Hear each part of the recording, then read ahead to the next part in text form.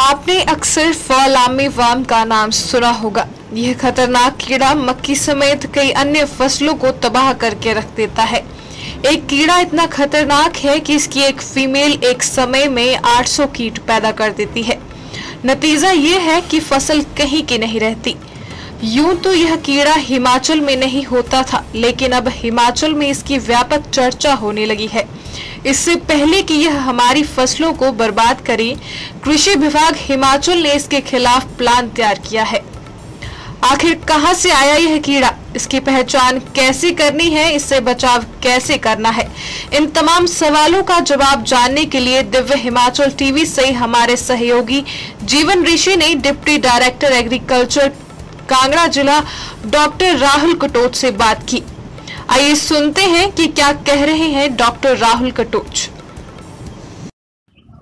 Sir, fall armyworm का बड़ा प्रकोप इसकी खबरें आ रही हैं। ये कीट कैसे फसलों को नुकसान पहुंचाता है और किन किन फसलों को टारगेट करता है? जी हाँ, आपने सही कहा। ये जो फॉल आर्मीवर्म है ये हिमाचल के लिए एक नया कीट है। ये 2018 में कर्नाटका में रिपोर्ट किया गया था और जो हमारा कृषि विश्वविद्यालय पालमपुर है उसके साइंटिस्ट ने, उनके जो वैज्ञानिक हैं, उन्होंने इनको हिमाचल में 2019 में रिपोर्ट किया है। तब से ये आज तक मक्की की फसल में अटैक करता जा रहा है। और ये भी मैं बताना चाहूँगा कि सिर्फ मक्की की फसल नहीं, और भी कई फसलें हैं उनको अटैक कर सकता है, क्योंकि ये एक बहुभक्षी जो है कीड़ा है। इसके बचाव का क्या उपाय है? देखिए, बचाव के लिए तो सबसे पहले तो हमें यही है कि जैसे हम मक्की की बिजाई करते हैं तो खेत को थोड़ा खुला छोड़ें, ताकि इसका जीवन चक्र जो है उसका एक जो भाग है इसका मिट्टी में रहता है, जिसको प्यूपा स्टेज बोलते हैं। तो जो हम मिट्टी को ज़रा खोल के रखेंगे, खेत को खोल के रखेंगे, तो उससे क्या होगा कि जो पक्षी हैं वो उसको खा सकते हैं और जो फसल की और भी बीमारियां हैं वो भी जो है थोड़ी उससे काबू में रहती हैं। तो मैं तो पहले तो यही कहूँगा, जब किसान मक्की की बिजाई करते हैं तो इसका विशेष ध्यान रखें, क्योंकि इस स्थिति से, इस स्टेज से तो हम काफ़ी आगे जा चुके हैं। तो इसलिए तो अभी कहीं जो मुझे रिपोर्ट्स आ रही हैं, हमने खुद भी भ्रमण कर रहे हैं, हमने टीम बनाई है डिस्ट्रिक्ट कांगड़ा में, जिसमें डायग्नोस्टिक टीम है, जिसमें यूनिवर्सिटी के साइंटिस्ट भी हैं, जो राइस रिसर्च इंस्टीट्यूट है उसके साइंटिस्ट भी हैं, और विभाग के अधिकारी भी जो हैं वो निरंतर जो है पूरे ज़िला कांगड़ा में खेतों में जा रहे हैं और इस पर पूरा चेक रखा गया है और किसानों को इस बारे में जो है शिक्षित भी कर रहे हैं। वैसे ट्रेस कैसे करेंगे इसको? अगर कोई किसान कर सकता है इसे ट्रेस, या फिर एक्सपर्ट ही इसे ट्रेस कर पा रहे हैं? जी हाँ, इसको ट्रेस करना कोई ज़्यादा मुश्किल नहीं है, क्योंकि ये और कीड़ों की तरह है। जैसे सुंडियाँ होती हैं, इसकी भी वैसी ही सुंडी है, और सुंडी ही अवस्था जो है एक जो पौधे को नुकसान पहुंचाती है। तो इस विषय में मैं थोड़ा सा बताना चाहूँगा कि जो इसकी सुंडी है वो लगभग 3 से 4 सेंटीमीटर शुरू में होती है, और इसकी सबसे बड़ी पहचान यही है कि जो इसका सर है वो जो काले रंग का होगा, और जो बाकी का जो इसका शरीर है वो जो है आपका हल्के से हरे रंग का होगा। पर इसमें एक स्पेसिफिक जो है एक इन्वर्टेड वाई, जो अंग्रेजी का वाई शब्द है वो इन्वर्टेड इनके सिर पे बना होता है। तो इससे किसान हम बड़े आसानी से इसको पहचान सकते हैं।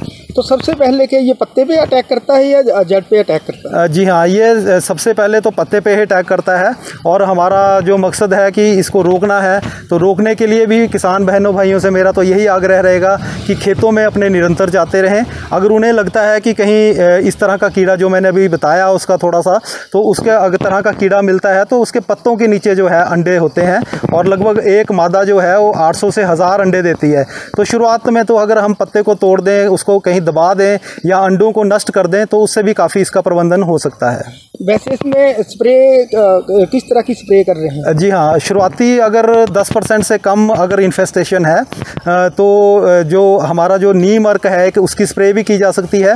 एक हमारे जो सभी जो हमारे सेल सेंटर हैं वहाँ पे केमिकल उपलब्ध है क्लोरीपाइरिफस, तो उसका भी स्प्रे कर सकते हैं। अगर अटैक थोड़ा ज़्यादा है, 10% से ज़्यादा लग रहा है, तो सबसे पहले तो मैं यही बताऊँगा कि किसान बहनों भाइयों को कि वो कृषि विभाग के अधिकारियों कर्मचारियों से संपर्क करें। हम लोग निरंतर खेतों में ही जा रहे हैं, और अगर इसका अटैक ज़्यादा जा रहा है तो हमारे पास कुछ केमिकल उपलब्ध हैं, जैसे एक है क्लोलेंट्रा नीलीप्रोल, उसकी लगभग 6 ml डोज जो है एक पंप में जो है वो किसान को डालने की सिफारिश की जाती है, और लगभग 2 पंप, 1.5 से 2 पंप जो है एक करनाल के लिए पर्याप्त होते हैं। इसके सिवाय भी एक और केमिकल है जिसको हम एमामेक्टिन बेंजोएट बोलते हैं, वो भी इस बीमारी के लिए काफ़ी इफ़ेक्टिव है।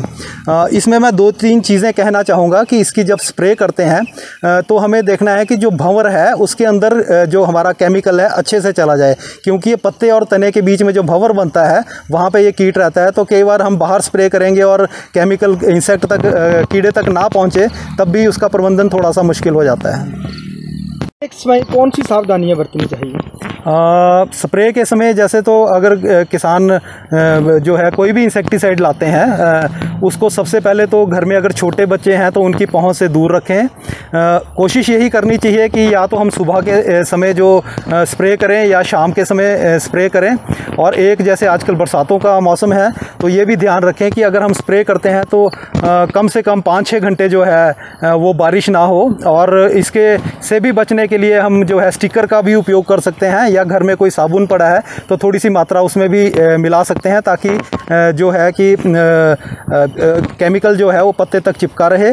स्प्रे करती बार मैं तो यही चाहूँगा कि सभी किसान एक तो ग्लव्स का उपयोग करें और मास्क का उपयोग करें, और जो खाली शीशी जो इंसेक्टिसाइड की खाली बोतल होती है उसका उचित प्रबंधन करें, उसे ऐसे ना फेंकें, या तो उसे दबा दें या उसका उचित प्रबंधन करें। तो किसान भाइयों, कैसी लगी है जानकारी? कमेंट बॉक्स में हमें जरूर बताएं। दिव्य हिमाचल टीवी को जरूर फॉलो करें। दिव्य हिमाचल टीवी के लिए मटौर से जीवन ऋषि की रिपोर्ट।